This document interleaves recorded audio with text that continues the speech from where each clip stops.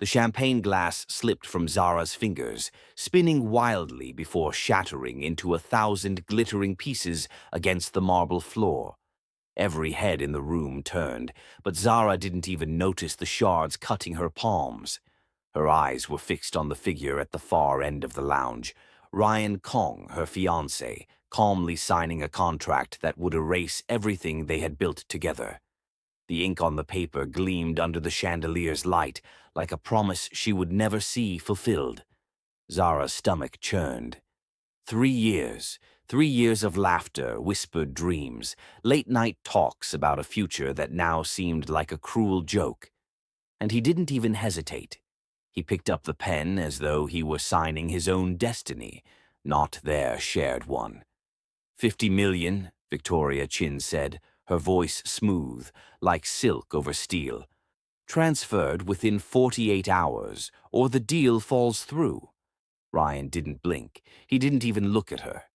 He signed. Zara pressed her hand to the wall, trying to steady herself, trying not to scream. She had trusted him completely, had believed in their love even when whispers of doubt circled around them. Her thoughts flashed to the positive pregnancy test, the late nights when he was secretive, the subtle disapproval from his family. Every warning she had ignored now hit her like a punch in the gut. Melissa Chin, Victoria's daughter, was somewhere waiting, perfect, polished, the one they thought was right for Ryan. Zara's chest tightened as anger and heartbreak collided inside her. She had been discarded, not for lack of love, not for lack of talent, but for appearances, social prestige, and money. Zara, Ryan said finally, as though noticing her for the first time. His voice was soft, hesitant, almost apologetic. I had no choice. Her laugh was bitter, hollow. No choice? You chose, Ryan. You chose yourself, your family, and their money. That's not a lack of choice. That's betrayal. Victoria's eyes were icy. Compensation has been arranged. Consider it a gesture of goodwill. She slid an envelope across the table. Zara didn't touch it. Her fingers twitched, but she kept them folded. She turned to Ryan. Do you even understand what you just did? Ryan swallowed. I'm trying to. Trying. Trying isn't enough. Zara's voice was sharp, cutting through the tension like a knife. I trusted you. I gave you everything. And this. She gestured to the contract, the polished lounge, the empire that had never included her. This is your idea of love? Gregory Kong, Ryan's father, stepped forward, his presence commanding. Love doesn't build empires, he said, each word deliberate. Legacy does. Talent is nothing without connections, and loyalty to family is everything. Zara's eyes narrowed. She had heard enough. Slowly, she removed the engagement ring, holding it for a long moment, staring at its sparkle as if reading every lie it represented. Then she placed it gently on the table. You didn't choose your family, she whispered, but you chose this. And I refuse to be part of it. She turned and walked away, her heels clicking against the marble floor. Every step felt heavy but liberating. She refused to cry, not yet. Not here. Not for someone who had chosen money over love. Outside, the night air was crisp. She barely made it down the steps before colliding with a solid frame. Strong hands caught her. Careful, said a low, smooth voice. Or you'll hurt yourself. She looked up. Tall, imposing. Dressed in black. Eyes dark, unreadable. Kong De-sung, he said. Ryan's uncle. Her heart skipped. She had heard the name in hushed conversations, a man exiled from the family, rumored dangerous, powerful, and untouchable. I have a proposition, he continued, his eyes locking onto hers. One that will make them regret underestimating you. Zara's brow arched. Why would I trust you? Because I don't need your trust. I need your courage, your talent, and your fire, he said. Together we can turn the tables on everyone who ever doubted you. Her mind raced. Danger, yes, Opportunity, yes. Revenge. Tempting. But could she risk everything on a stranger, a man whose name alone had been whispered like a warning in the corridors of power? "I'm listening," she said finally, her voice steady. Desung's smile was faint, calculating. "Good, because if you're going to rise, you can't do it alone, and you certainly can't do it with him." Her hands balled into fists. "No," she said softly. "I won't be used again. Not by him, not by anyone." Desung's gaze softened just slightly. "You won't be, I promise. But you will have to fight for yourself, and for the life you deserve." Zara exhaled, a mix of fear, rage, and exhilaration coursing through her. The night was dark, but for the first time since the contract was signed, she felt alive. Zara stared at the courthouse doors long after they closed behind her. The echo of the judge's voice still rang in her ears, heavy and unreal. She was married, not to Ryan, not to the man she thought would stand beside her forever, but to Daesung Kang, a man she barely knew, whose calm presence unsettled her more than chaos ever had. Daesung walked beside her in silence until they reached the waiting car. The driver opened the door with practiced respect. Zara hesitated. "You can walk away now," Daesung said quietly. "No one is forcing you to continue." She laughed short and bitter. "Walk away to what? Public humiliation? Financial ruin? My former fiancé celebrating his upgrade?" She met his eyes. "No, I'm done running." A flicker of approval crossed his face. Good. The penthouse was nothing like she expected. No loud luxury, no excess.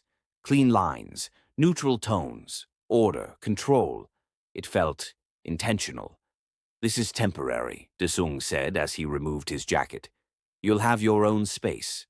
No obligations beyond what we agreed."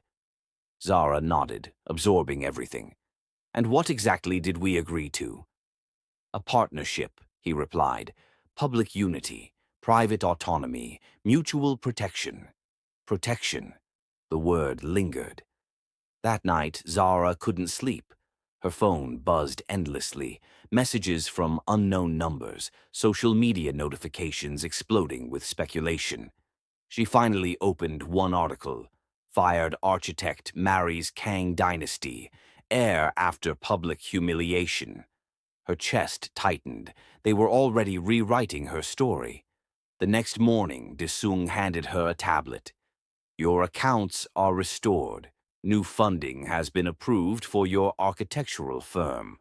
She stared at the screen. "You did this overnight?" "I dislike inefficiency." Her voice sharpened.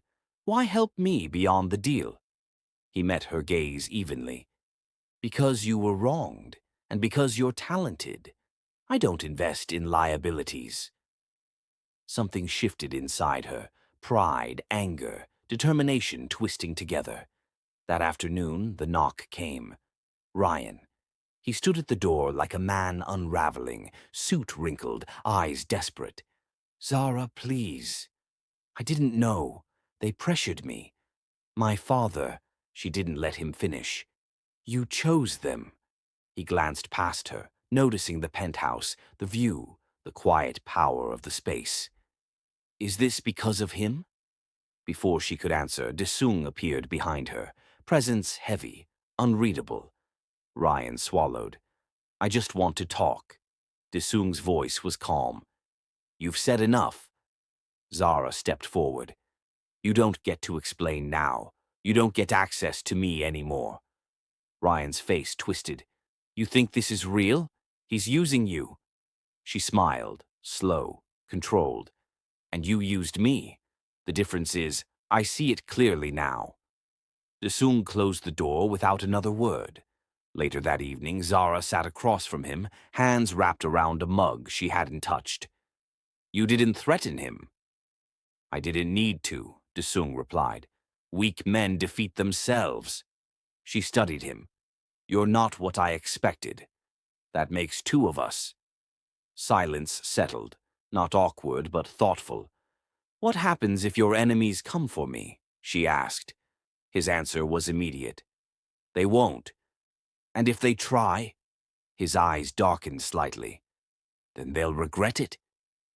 For the first time since Ryan's betrayal, Zara felt something unfamiliar. Not fear, but safety. She wasn't rescued. She was repositioned. And somewhere deep inside, she knew this marriage was no longer just about survival. It was about power. And power, once tasted, was impossible to forget. 3 weeks changed everything. Zara moved through Daesung's world cautiously at first, like someone learning the weight of a new crown. Meetings replaced grief. Blueprints replaced heartbreak. Her firm, once ignored, was suddenly flooded with invitations, elite developers, government-linked projects, names that once wouldn't return her calls.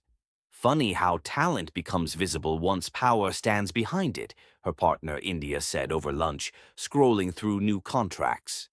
Zara didn't smile. They didn't see me before. They see the name now. That night, Daesung watched her work late into the evening, her focus sharp, unyielding. "You haven't slowed down since the wedding," he observed. "I can't afford to," she replied. "Not anymore." He nodded. "Good, neither can I." Their marriage remained carefully contained, separate rooms, separate routines. Yet something unspoken lived in the spaces between them. Late-night conversations over tea, shared silences that felt intimate without crossing lines. One evening, Zara asked the question she'd been holding back. "Why did you really choose me?" Daesung didn't answer immediately. "I saw you speak, 2 years ago, a conference in Boston. My TED Talk. You spoke about building structures that outlast egos," he said, "about integrity in spaces meant to dominate skylines." He met her gaze. "I knew then you weren't disposable." The words settled deep. The gala invitation arrived a week later. Kong Charity Foundation. Black tie. Zara's stomach tightened. "Your family." "Yes. And Ryan?" "He'll be there." She exhaled slowly. "Then this is war." Daesung's lips curved slightly. "No. This is positioning." The night of the gala, cameras flashed like gunfire. Zara stepped out beside Daesung, her hand resting lightly on his arm, her posture calm, controlled. Whispers followed them inside. "That's her. She married him. The uncle." Eyes widened, respect shifted. Gregory Kong froze when he saw them. Daesung met his brother's stare without flinching. "Hello, Gregory." "You have nerve," Gregory hissed later, cornering them. "Bringing her here." Zara answered before Daesung could. "You mean your former daughter-in-law?" Gregory's jaw tightened. Ryan arrived moments later, Melissa on his arm. His gaze locked on Zara, stunned. "You married him?" "Yes," Zara said evenly. "This is revenge," Ryan snapped. "You don't love him." Daesung stepped forward, voice quiet but lethal. "Careful." Ryan laughed bitterly. "You think you've won?" Daesung turned to the gathered investors. "Actually, I have an announcement." He raised his glass. "My firm will be doubling tonight's donation and outbidding Kong Industries on the Vanderbilt project." The room erupted. Gregory's face drained of color. Later, as they left the gala victorious, Zara's hands trembled, not from fear, but adrenaline. That felt final. Daesung opened the car door for her. It was necessary. At home, the silence pressed differently. Zara noticed blood on his cuff. Her voice was steady. "Are you hurt?" "No." "Then whose blood is that?" He paused. "Someone who won't bother us again." She searched his face. "You promised to keep me out of that world."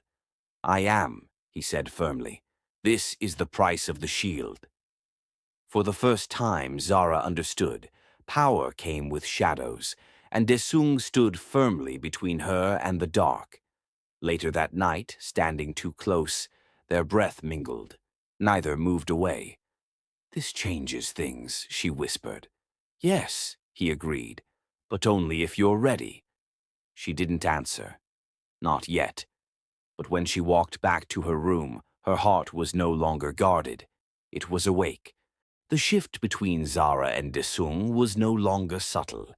It lived in the pauses, in the way his hand hovered at her back without touching, in the way she no longer flinched when his world brushed against hers. The first call came at midnight. Desung answered it quietly, stepping onto the balcony. Zara watched from the doorway as his posture changed, shoulders squared, voice low, lethal calm settling over him. "No," he said into the phone. "That was a warning. Next time I won't repeat myself." When he came back inside, Zara didn't pretend to be asleep. "Was that business?" she asked. "Yes. The kind you promised wouldn't touch me." He met her gaze. "It won't." She nodded, choosing trust, for now. The days that followed were relentless. Zara's firm landed a government-backed sustainability project. Her name appeared in industry journals. Invitations flooded in. Respect followed her into rooms that once dismissed her. But power had a cost. One afternoon, as she left her office, a man stepped too close. "You married dangerously," he murmured in Korean-accented English.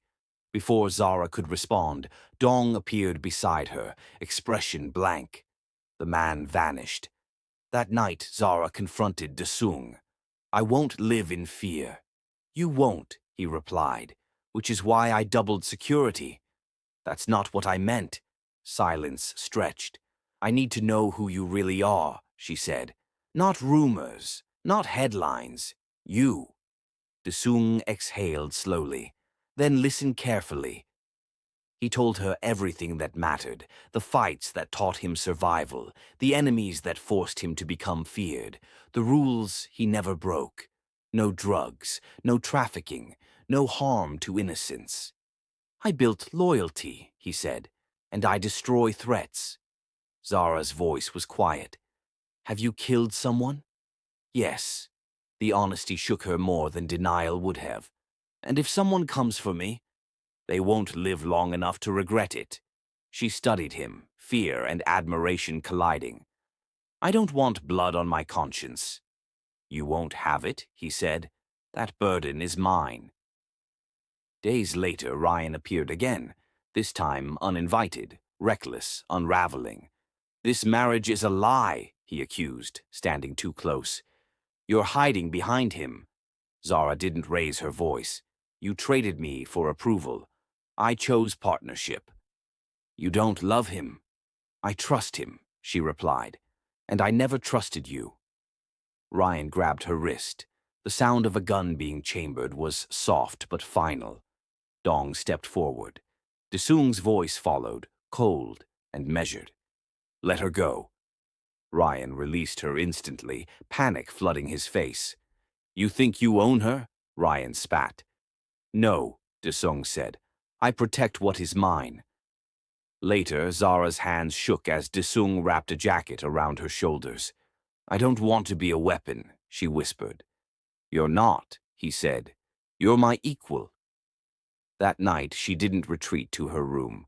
They stood inches apart, tension thick, raw. "This can't be business anymore," she said. "I know." She touched his chest, tentative, deliberate. "If this crosses a line—" "I stop," he said instantly. She kissed him first. It wasn't desperate, it wasn't rushed. It was slow, grounding, filled with restraint breaking carefully. When they pulled apart, her breath was uneven, eyes clear. "This changes us," she said. "Yes," he agreed, "but only because you chose it." For the first time, Zara wasn't reacting to betrayal or fear. She was choosing desire. And somewhere in the shadows, the Kong family was beginning to understand one devastating truth. They had underestimated her. The fallout was immediate. By morning, Zara's name was everywhere, not as Ryan Kong's discarded fiancée, but as Kang Desung's wife. Headlines speculated, analysts panicked, investors recalculated. India called her laughing. Do you know what you've done? Zara stared out at the city skyline. I survived. No, India corrected. You ascended. Contracts tripled within days.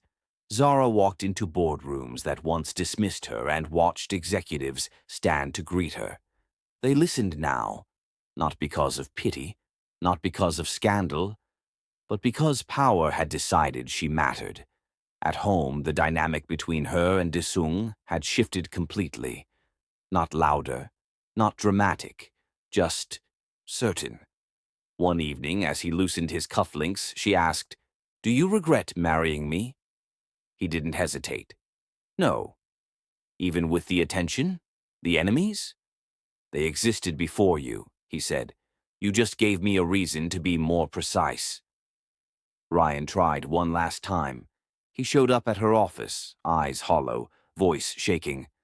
Melissa's gone. The deal collapsed. My father's furious. Zara remained seated, calm, untouchable. That's unfortunate. You loved me, he insisted. I loved who I thought you were, she replied. That man doesn't exist. You married him to hurt us. She stood slowly, meeting his gaze. I married him because he never asked me to shrink. Ryan had nothing left to say. That night, Zara attended her first board meeting beside Desung as his equal. Not silent, not decorative. When she spoke, the room leaned in. Gregory Kong avoided her eyes. Afterward, Desung poured her a drink.